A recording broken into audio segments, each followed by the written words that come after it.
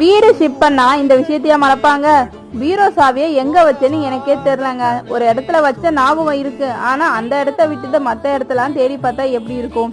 ஹேண்ட்பேக்ல தான் வச்ச ஞாபகம் இருக்கு, ஆனா ஹேண்ட்பேக்கை தவிர்த்து வீடு ஃபுல்லா தேடி பார்த்துட்டேன். பீரோ சாவியை எங்கேயுமே கிடைக்கலன்னு சொல்லிட்டு பீரோவை மேலே ஏத்துனதுலேருந்து பீரோக்குள்ள அடுக்க வேண்டிய ட்ரெஸ் எல்லாம் எல்லாத்தையும் வெளியவே வச்சுட்டு இருந்தேன். எப்படா இதை வைக்கிறது அப்படின்னு சொல்லிட்டு இன்னைக்கு ஒரு வழியா தேடி பார்ப்போம்னு சொல்லிட்டு எல்லா இடத்துலையும் தேடிட்டு கடைசியாக ஹேண்ட்பேக்கை செக் பண்ணா அதுக்குள்ள தாங்க சாவி இருக்கு. ஒரே அப்செட்டா போச்சு போங்க. எத்தனை நாளா இந்த சாவியை தேடிட்டு இருந்தேன்னு எனக்கு தான் தெரியும். அதுக்கப்புறம் இன்னைக்கு காலையில பாப்பாலாம் ஸ்கூலுக்கு அனுப்பின பிறகு மதியானம் கொஞ்சம் ரொட்டீன் ஒர்க்கா ட்ரெஸ் எல்லாம் எடுத்து மடிச்சு வச்சுட்டு அதுக்கப்புறம் கொஞ்சம் வீட்டு வேலையெல்லாம் இருந்தது. எல்லாத்தையும் முடிச்சுட்டு மதியானம் பாப்பா ஸ்கூல் பிக்கப் பண்ண கிளம்பியாச்சு.